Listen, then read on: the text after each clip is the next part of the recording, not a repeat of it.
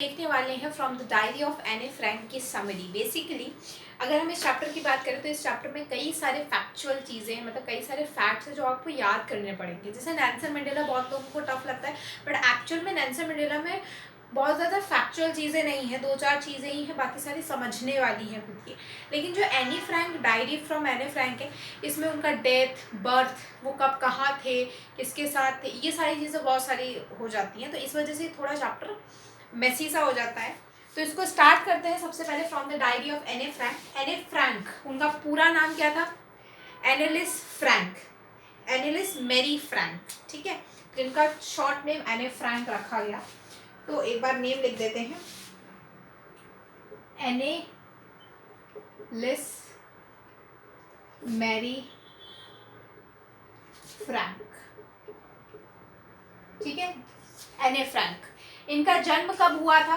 तो जून में 1929 को, 12 जून, 12 जून, ठीक है,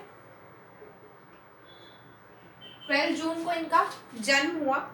इसके बाद ये फेब्रवरी मार्च 1945, मतलब फेब्रवरी या मार्च, या स्लैश करके दे रखा है, मतलब ऐसा पूरी तरीके से नहीं कि फेब्रवरी में ही मरी थी कि मार्च में ही मरी थी, but she is died either in February either in March, but in 1945 में she was died.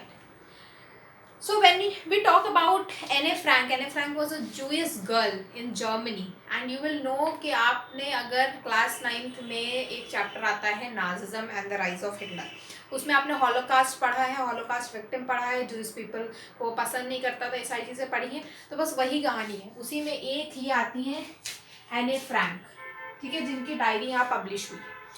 तो बेसिकली इनकी जो सिस्टर हैं, इनकी सिस्टर किस बीमारी से मरी थी पहले तो ये समझ लेते हैं। तो टाइफस बीमारी से मरी थी। बेसिकली टाइफस बीमारी, वहाँ पे एक्चुअली रैट्स कई सारे छोड़े जाते थे, और वो बहुत ही कंसंट्रेशन कैंप बहुत ही ज़्यादा गंदा सा होता था, तो वहाँ पे रैट्स हैं, लाइसेस हैं, तो उनके इन्फेक्शन की वजह से ये डिसीज़ आती है, एक इन्फेक्शियस डिसीज़ है। अगर हम बात करें इनके सिस्टर का नाम क्या था, तो मार्गॉट फ्रैंक था। यस, मार्गॉट फ्रैंक था, ठीक है, इनकी सिस्टर का नेम, ठीक है, जो कि टाइफस बीमारी के कारण मरी थी।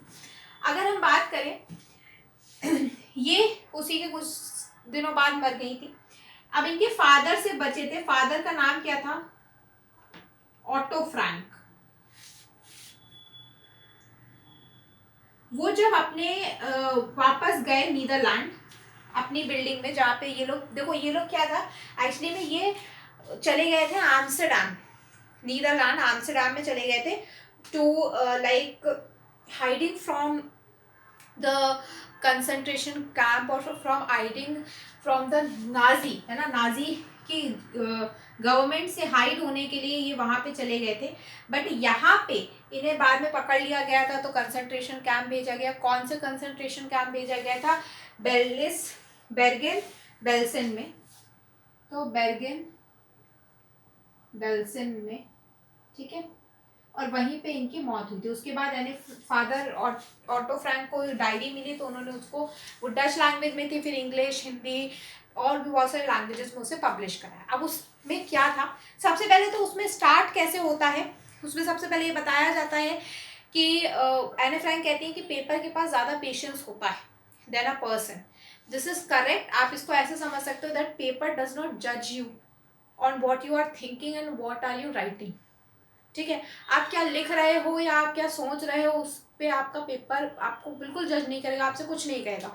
But whether you are talking to a person, he और शी विल बी जज you on the basis of your speaking, on the basis of your thinking, ठीक है, आपके थिंकिंग के बेसिस पे, आपके बोलने के बेसिस पे वो आपको जज कर लेता है कि आपका कैरेक्टर कैसा है या आप कैसे हो, ठीक है, आप भी जज करते हो, ऐसी बात नहीं है, ठीक है।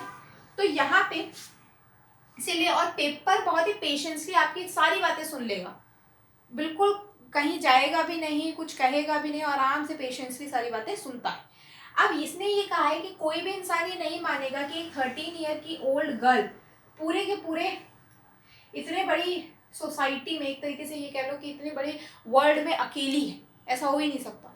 आप किसी 13 ईयर 14 ईयर ओल्ड चाइल्ड को अगर देखते हो अपने आसपास, तो यू विल नोटिस दैट कि कहाँ से वो अकेला है। भाई उसके मदर हैं, उसके फादर हैं, लेकिन कई बार ऐसा होता है कि these people do not have any true friend. वही सेम चीज़ यहाँ एने फ्रैंक के साथ थी कि she has no any true friend, जिससे कि वो सारी की सारी वो बातें कर सके जो वो करना चाहती है। 30 पीपल अराउंड थे, ठीक है, जिनको कि वो जानती थी। उसकी फैमिली में उसके मदर थी, उसके फादर थे, उसकी सिस्टर थी और बहुत सारी आंटियां थी। 30 पीपल थे जिन्हें वो फ्रेंड कह सकती थी, बट कोई भी ट्रू फ्रेंड नहीं था। तो उसने अपने ट्रू फ्रेंड किसे बनाया? किटी को। Kitty was her diary. उसकी डायरी का नाम क्या था? किटी था। अब इसने ये बोला कि देखो डायरी स्टार्ट कर रहे हो, मुझे बाकियों की तरह डायरी नहीं लिखनी है कि आज ऐसा हुआ आज वैसा हुआ, नहीं, मैं जैसे अपने दोस्त के साथ बात कर रही हूँ मुझे वैसी ही डायरी लिखनी है। उसने वैसी ही डायरी लिखी। इसमें उन्होंने सबसे पहले अपने डिस्क्रिप्शन दिया, क्योंकि उनको लगा कि अगर मेरे बारे में किसी को पता ही नहीं होगा तो अगर मैं आगे जो डायरी में लिखने जा रही हूँ वो किसी को समझ ही नहीं आएगा। तो उसने पहले अपने बारे में बताया कि उसके फादर ऑटो फ्रैंक के बारे में बताया, उसकी सिस्टर है एने मार्गेटो फ्रैंक जो कि 1926 में उनका जन्म हुआ था, ठीक है। 36 की उम्र थी जब उसके father was married with her mother who is 25 year old, ठीक है। और ये सारे के सारे कब 4 साल तक, जब तक एने फ्रैंक 4 साल की नहीं हो गई तब तक कहाँ रह रहे थे? फ्रैंकफर्ट में रह रहे थे। कहाँ रह रहे थे? फ्रैंकफर्ट में रह रहे थे, ठीक है। फ्रैंकफर्ट पार्लियामेंट कुछ याद आ रहा है? फ्रैंकफर्ट पार्लियामेंट जर्मनी के पार्लियामेंट थी, ठीक है। फ्रैंकफर्ट में मिले, मतलब फ्रैंकफर्ट में ही रह रहे थे 4 साल तक। इसके बाद ये हॉलैंड चले गए। हॉलैंड कहाँ गए इसके पहले मम्मी पापा गए 1933 में। पहले 1933 में इसके मम्मी पापा गए हॉलैंड, फिर इसकी बहन को लेके चले गए और फिर बाद इसे। तब तक उसकी बहन और ये कहाँ रह रहे थे? अपनी ग्रैंड मदर के घर पे रह रहे थे, ठीक है। तो ये चीज़ आपको ध्यान रखनी है। कहाँ पे ग्रैंड मदर का घर कहाँ पे है? एचन में।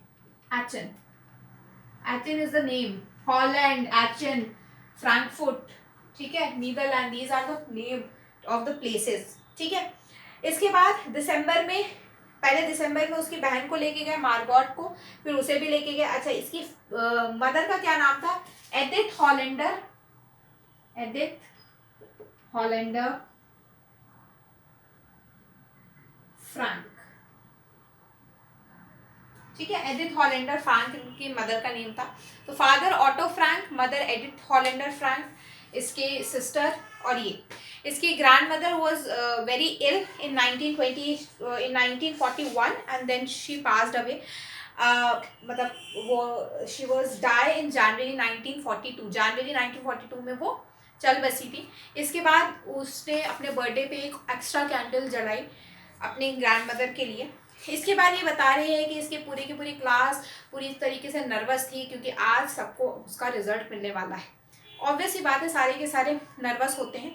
दे were used to betting between them, मतलब कई सारे लोग एक दूसरे के बीच में बेट लगा रहे थे कि तू पास हो जाएगा, मैं नहीं पास होऊंगा, ये वो दुनियादारी, इस तरीके से बेटिंग चल रही थी सबकी।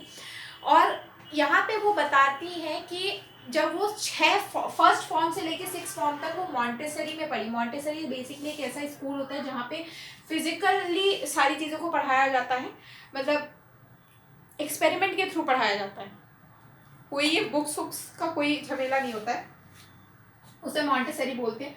वहाँ पे एक क्यूप्रस नाम की एक लेडी थी हु इज टीचर ऑफ एने फ्रैंक, हेड मिनिस्ट्रेस भी थी। उनके साथ उनका बहुत ही एक टीयरफुल एक तरीके से फेयरवेल हुआ 6 फॉर्म तक। फिर उसके बाद वो जिस क्लास में गई वहाँ पे एक उनके पास 9 टीचर्स थे, 2 फीमेल थी, बाकी 7 मेल थे। उनमें से एक थे मैथ के टीचर। इन्हें सबसे ज़्यादा दर्द किस में लग रहा था? मैथ में लग रहा था। मैथ कौन पढ़ा था? Mister Keesing. उनके बोलने से, एने फ्रैंक के बोलने से काफ़ी ज़्यादा मतलब एक तरीके से गुस्सा आता था उन्हें कि कोई बच्चा जब मैं पढ़ा रहा हूँ तो ना बोले, उनका ये थिंकिंग थी। तो उसके लिए उन्होंने 3 बार दिए, 3 ऐसे पनिशमेंट के तौर पे। पहला ऐसे उन्होंने दिया था चार्टर बॉक्स में उन्होंने लिखा कि मेरी मदर से मुझे इनहेरिटेड मिला है, my mother was very talkative, that is why I am very talkative, ठीक है। और आप किसी भी बच्चे को ऐसे रोक नहीं सकते हो, ठीक है। फिर दूसरी वाली में मिला एन इनकॉरिजिबल चैटर बॉक्स, एक ऐसा चैटर बॉक्स जो कभी बंद नहीं हो सकता। उस पर भी उन्होंने ऐसे लिखा, उस ऐसे के बारे में नहीं दे रखा है, लेकिन the last essay was quack quack quack said Mrs Chatterbox. इसमें उन्होंने अपनी एक फ्रेंड सैने की मदद ली, who is good in poetry, तो उनकी मदद ले करके उन्होंने पूरी की पूरी उसको लिखा है एक पोइट्री के फॉर्म में, राइमिंग के फॉर्म में। और उसमें ये बताया कि एक डक थी, ठीक है, उसके कुछ बच्चे थे, उसके जो फादर थे वो मतलब वो जो 3 बच्चे थे उसके, वो बहुत ज़्यादा क्वैक क्वैक करते थे, तो उसके फादर ने उन्हें मार दिया। तो उसकी वजह से उन्हें ये समझ में आया मिस्टर कीजिंग को कि आप किसी भी बच्चे को इस तरीके से रोक नहीं सकते हो, आपको इतना स्ट्रिक्ट होना नहीं चाहिए। और उसके बाद से वो थोड़ा जोक करके, थोड़ा हंसा खुसरा करके बच्चों को पढ़ाते थे। तो बेसिकली यही थी हमारी एने फ्रैंक की स्टोरी।